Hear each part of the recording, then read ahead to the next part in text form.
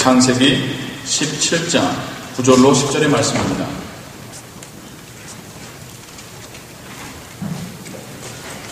제가 가지고 있는 성경으로는 구약 19페이지에 있습니다.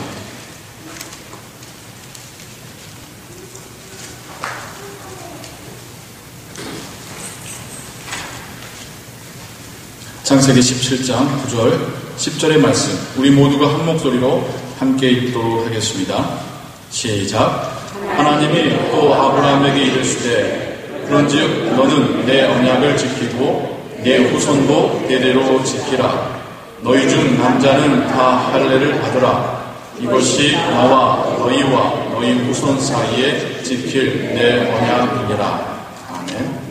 이번에는 골로새서 2장 11절 12절을 함께 읽겠습니다. 제가 가진 성경으로는 신약 326페이지에 있습니다.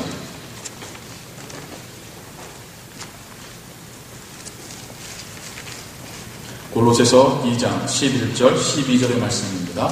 우리 함께 읽겠습니다. 시작. 또 그 안에서 너희가 손으로 하지 아니한 할례를 받았으니 곧 육적 몸을 벗는 것이요 그리스도의 할례니라.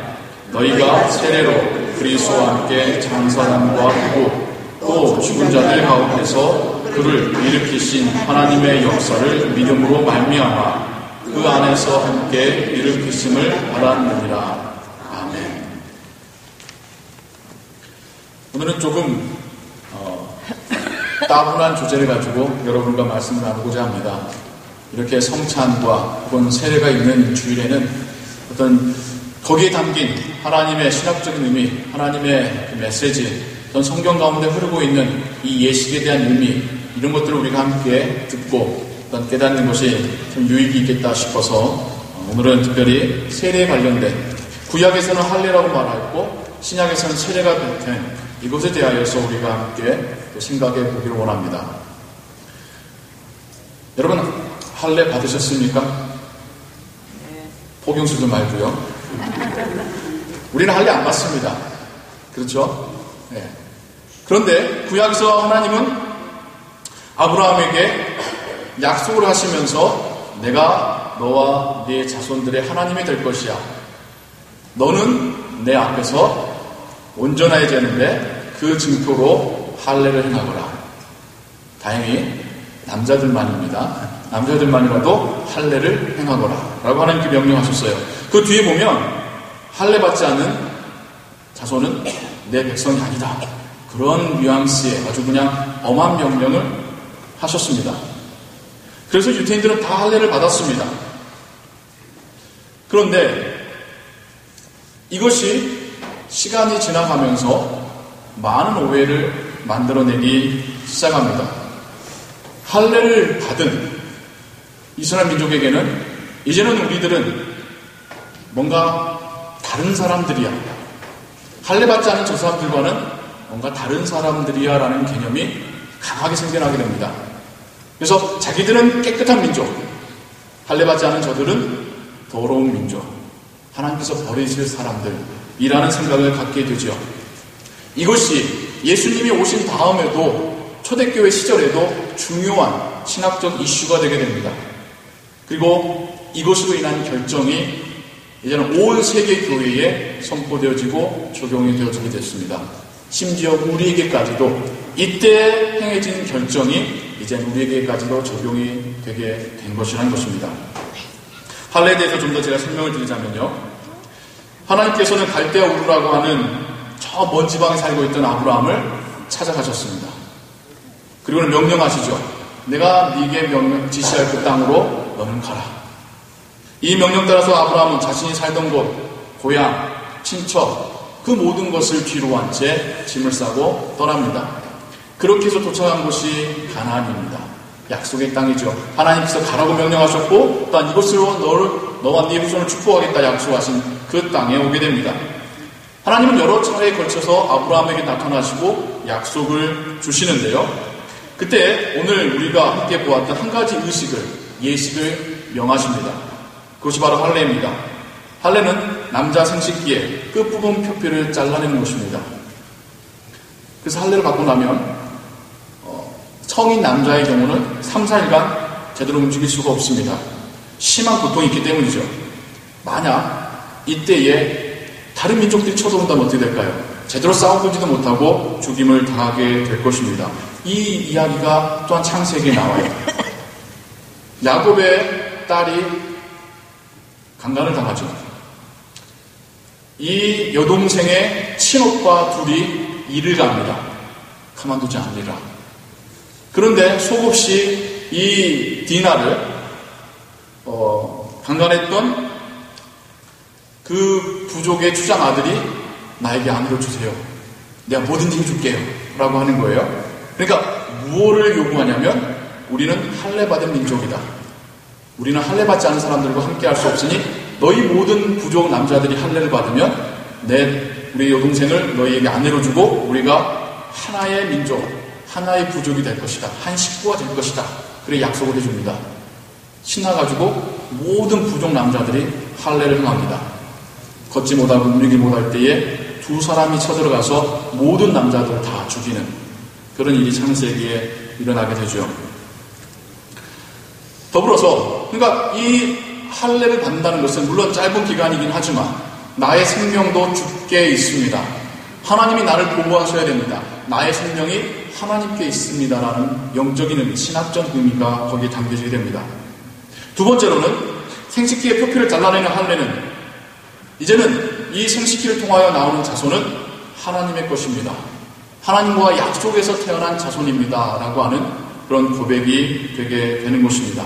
그렇기 때문에 아브라함 이후로 계속 할례는 모든 유대인 남자들에게 필수적인 예식이 되었고 할례를 받은 남자들은 우리는 하나님과 태어나면서부터 약속을 하고 태어난 축복받은 택함받은 자녀이다 라는 그런 의식이 매우 강하게 됩니다. 예수님 할례 받으셨습니까? 받으셨어요. 성경에 기록되어 있습니다. 태어난 지 8일 만에 예수님도 할례를 받으셨습니다. 그럼 세례는요? 예수님은 세례도 받으셨습니다. 태어나셔서 받으신 게 할례라고 한다면 사역을 시작하시면서 받으신 것은 세례입니다. 세례 요한에 의해서 세례를 받게 되지요. 예수님은 사역을 마치시며 승천하실 때에 제자들에게 당부하시고 명령하십니다. 너희는 가서 모든 족속으로 제자를 삼고 아버지와 아들과 성령의 이름으로 세례를 주라 라고 명령하십니다. 예수님 본인도 세례를 받으셨을 뿐만 아니라 제자들에게 너희들이 할 일은 제자 삼고 세례 베푸는 것이다 라고 명령하시고 올라가신 거예요. 그래서 그 이후로 기독교 교회에 세례는 매우 중요한 예식이 됩니다. 내가 크리스찬이 되었다고 하는 믿음의 고백이 됩니다. 크리스찬이냐 크리스찬이 아니냐를 구별하는 중요한 지표가 되게 되었습니다. 세례와 할례가 충돌하게 됩니다. 유대인만 예수님을 믿을 때는 문제가 되지 않았어요. 원래 그들은 태어날 때 할례를 이미 받았기 때문에 거기다 세례 받는 것이 문제가 되지 않습니다. 새로 태어난 아이들에게 할례도 행하고 세례도 베푸는 것 문제가 되지 않습니다. 어디서 문제가 되기 시작하냐면 이방인들이 다른 민족들이 주님을 영접하면서부터 문제가 되는 거예요. 어린 아이의 문제가 아니라 다 큰 성인이 지금 주님을 영접했습니다.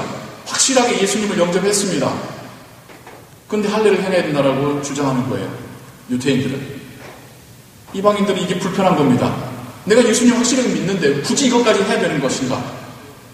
그렇게 해서 이런 고민으로 인하여서 예루살렘 교회에서 아주 큰 회의가 벌어지게 되죠. 정말 당대의 교회 안에 지도자라고 하는 사람들, 사도들과 혹은 주의 제자들과 주의 형제들과 또한 제사장 출신의 어떤 그 리더들이 다 모여서 이것에 대해서 신학적 논쟁을 벌이게 됩니다. 강경파들은 이방인들도 무조건 할례를 받아야 된다고 주장을 하죠. 예수님 믿더라도 할례도 받아야 된다. 이것은 구약에서 하나님께서 명령하신 것이기 때문이다 라고 말합니다. 일견일리 있어 보입니다. 그런데 베드로를 비롯한 사도들은 다른 입장이었어요. 자기들이 보니까, 자기들이 경험하니까 할례 받지 않은 사람에게도 성령이 임하는 걸 봤단 말이죠. 원래 자기들 생각은 할례를 받은 사람만 성령이 임할 거라고 생각했습니다. 왜? 할례 받으면서 깨끗해졌기 때문에, 할례 받으면서 하나님과의 언약 관계에 있기 때문에 그런 사람에게 성령이 올 거라고 생각했죠. 그러나 현실은 상관없이 성령은 임하였습니다. 어디서죠? 고넬료의 가정에서죠. 베드로는 일어나서 말합니다. 하나님께서 성령을 그들에게 부어주시는데 우리가 하나님보다 더 크소냐? 즉 할례받지 않은 자에게도 하나님이 성령을 부어주셨다는 의미는 무엇입니까? 그가 택한 백성이요 나의 자녀다라고 하나님께서 입증해 주셨는데 성령을 부어주심으로 거기다 우리가 추가적으로 너 할례 안 받으면 하나님의 백성 아니야 라고 말할 수 있겠냐는 겁니다. 중요한 본질이 뭐냐는 것을 생각해 보자는 것이죠. 결국에서 할례는 외부적인 표시였습니다. 통과 의례였습니다. 진짜 중요한 것은 그 안에 담긴 의미였던 것이죠. 내가 하나님께 매인 자입니다. 내가 하나님께 더욱 의지합니다. 하나님이 나를 보호해 주셔야 됩니다. 나와 내 모든 가족들은 하나님의 소유입니다. 이런 믿음의 고백이 할례의 중요한 의미였으나 유대인들은 그런 것을 모두 놓쳐버린 채 이것을 하면 무조건 천국 갈 하나님 백성이고 이것을 안 하면 무조건 지옥 갈 이방인들이라고 생각하는 이분법적인 생각을 했던 것이죠. 하지만 사도들은 보았습니다. 할례 받지 않은 자에게도 성령이 임하신 것을요. 그러면서 예루살렘 교회에서 아주 중대한 결정을 내리게 됩니다. 할례에 대한 이야기 자체를 언급하지 않습니다. 할례는 이미 의미 없는 것이 되었고 몇몇 가지들만 지키면 신앙의 유익이 될 줄로 믿노라 라고 하면서 모든 교회의 서신이 이제 가게 되고 그렇게 해서 로마의 교회가 터키의 교회가 오늘날 유럽교와 또한 미국의 교회가 한국까지 모든 교회들이 할례를 의무화하지 아니하고 세례를 의무화하며 권장하게 되었습니다. 그런데 우리가 세례에 대해서 한번 다시 생각해 볼 필요가 있습니다. 오늘 우리가 두 번째 읽었던 골로새서 2장 11절 13절에서 할례, 세례, 성령이라는 세 가지의 중요한 단어가 나옵니다. 구약에 생겨졌던 할례, 세례 요한의 물세례, 그리고 성령이 임재하는 성령 세례. 우리가 세 가지로 구분해 볼 수 있겠지요.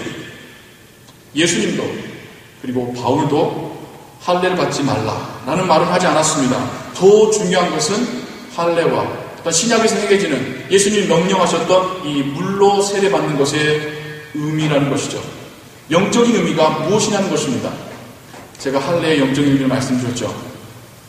물로 세례받는, 물속에 들어갔다가 다시 나오는 그 세례의 의미도 무엇이겠습니까? 죽음으로 갔다가 나의 죄로 인하여 죽었지만 하나님 그날 다시 살리셨다라는 하나님의 그 은혜가 나의 죄를 씻으셨다라고 하는 고백입니다. 더불어서 이제 나는 하나님의 자녀입니다. 나는 이제 예수님의 제자입니다라고 하는 공적인 담대한 선언입니다. 믿음의 고백입니다. 진정한 의미를 놓친 물세례도 유대인들의 할례와 다를 바 없습니다. 우리가 세례의 의미를 제대로 깨닫지 못하고 세례를 받는다면 세례를 받았어도 내가 왜 세례를 받았는지에 대한 의미를 잊어버려 있다면 할례 받은 다음에 나는 천국 갈 백성이야 라고 자만했던 유대인들과 다를 바가 없다는 것이죠. 예수님은 우리에게 성령으로 세례받을 것을 또한 말씀하셨습니다. 이 세례는 우리의 죄가 십자가에 함께 못 박히는 것이고 주님의 부활하신 믿음으로 인하여 나의 부활을 고백하게 되는 것입니다. 성령이 내 안에 임재하심으로 인하여 내가 다른 사람이 되는 것입니다. 다시 살게 되는 것입니다. 새로운 인생을 살아가게 되는 것입니다. 거듭남이라고 말하죠. 중생이라고 말하는 이 특별한 영혼의 경험, 이것이 바로 성령 세례입니다. 사도 바울은 골로새서에서 이것에 대하여 이야기하고 있는 것입니다. 육체에 행하는 할례, 물로 행하는 세례, 이것의 외부적인 모습에 마음을 뺏기지 말고 진정 성령이 우리에게 임재하시는 성령 세례를 사모하라는 것이 이것이 골로새서에 담겨져 있는 바울의 메시지인 것입니다. 그렇다면 우리는 왜 물세례를 받고 물세례를 행하는 것일까요? 다시 돌아가서 이것의 영적인 의미가 여전히 남아있기 때문입니다. 내가 하나님의 자녀라고 하는 고백을 하는 것입니다. 우리 그럴 기회 별로 없지 않지 않습니까? 우리 어디 가서 내가 크리스찬입니다. 내가 하나님의 자녀입니다. 내가 그리스도의 제자입니다. 고백할 기회도 별로 없습니다. 그럼 언제부터 고백하면 좋을까요? 그 시작이 바로 교회에서 행해지는 세례입니다. 세례는 단지 머리에 물 묻히는 것, 그 정도의 의미만 있는 것이 아닙니다. 하나님과 교우들 앞에서 나의 믿음을 고백하는 예식입니다. 내가 정말 이 시간부터는 주님의 제자로 살겠다고 하는 다짐의 시간입니다. 더불어서 성령의 충만한 임재를 사모하는 그러한 세례가 오늘 우리가 행할 그런 물세례인 것입니다. 우리도 물세례를 행하면서 외적인 의미에 마음을 빼앗겨서는 안 될 줄로 믿습니다. 진짜 그 영적인 의미를 놓쳐서는 안 될 줄로 믿습니다. 우리 모두가 성령의 세례를 소원합니다. 우리 모두가 성령 세례를 간구하기를 원합니다. 성령 하나님께서 우리 안에 임재하시고 우리의 마음을 붙잡으시고 우리의 삶을 주장하시는 성령 세례가 우리 모든 성도님들 그 마음속에 임하시기를 주님의 이름으로 축원합니다. 제가 여러분들과 한 편의 동영상을 같이 보려고 준비했습니다. 2006년 약 6년 전에 북한으로 들어간 미국 국적의 한인 목사님께서 몇몇 그 그룹이 있었는데요. 그곳에서 아직까지도 신앙을 지켜오고 있는 북한 주민 몇몇을 만나게 됩니다. 그들이 이 목사님 일행에게 세례 베풀어 주시기를 요청합니다. 물론 대놓고 할 수가 없겠죠. 그들의 지하교회, 땅을 판 그곳에 욕조를 들여 넣어서 거기서 물을 담아서 그 지하에서 세례를 행하는 영상입니다.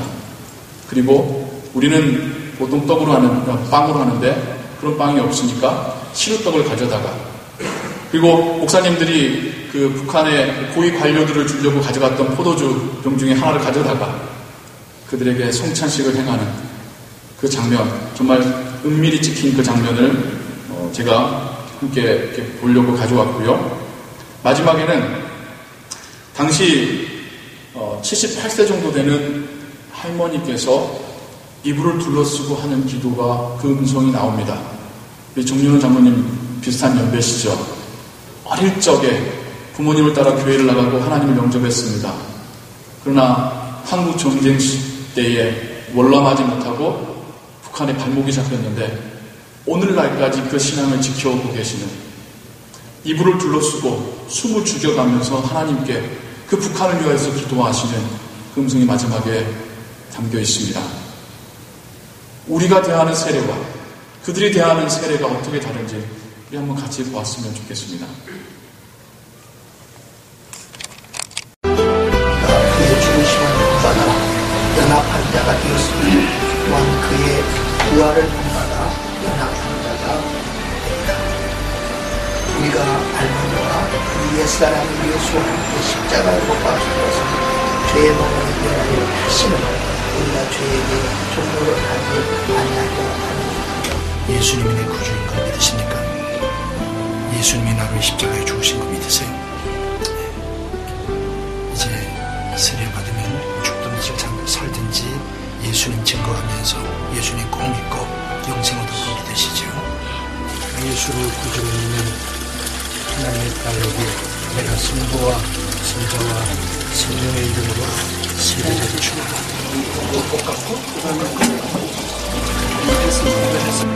주님께서 천지도에서 주신 살인이나 믿음으로 하시면 이제 예수 주님께서 천지도에서 주신 피입니다. 감사를 마시랍니다.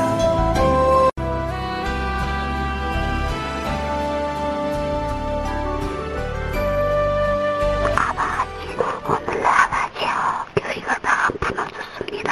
이제 양 팔고 기다리 팔고 섭하는 아버지 교회 다 무너진 이때에 아버지 다시금 신령과 진리에 몸된 교회가 살아나게 하시는 오늘날 얼마나 많이 순교했습니까?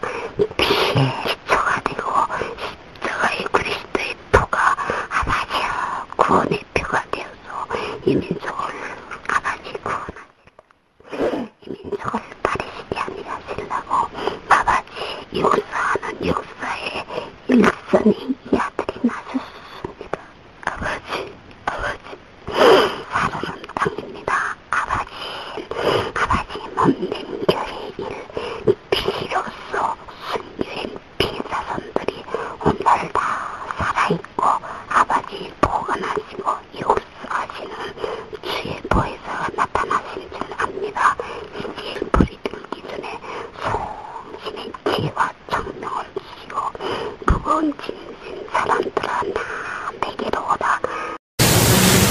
어떻게 보셨습니까? 지금 세례를 받고 성찬에 참여하는 이들의 심정은 어떠할까요? 이들은 지금 목숨을 걸고 세례를 받고 있는 것입니다. 세례를 받으면서 이들은 다짐합니다. 나의 신앙을 버리지 아니하리라. 내가 죽을지라도 이 믿음 버리지 아니하리라. 그토록 바라던 세례를 마침내 받게 될 때에 이들의 심정이 어떠할까 생각을 보게 되었습니다. 세례를 받으면서 하나님 앞에서 어떤 다짐을 할 것인가 상상해 보게 되었습니다. 우리는 세례와 성찬에 대하여 어떻게 생각하고 있습니까? 세례는 단지 일생 중에 한 번만 받으면 되는 예식으로, 성찬은 가끔 먹는 빵과 포도 주스 정도로만 생각하십니까? 이 세례와 성찬을 위하여 목숨을 거는 사람들도 있습니다. 받고 싶어도 베풀어줄 목회자가 없어서 10년, 20년을 기다리고 있는 주민들도 있습니다. 세례 받으며 성찬에 참여하며 감격해하는 사람들이 있습니다.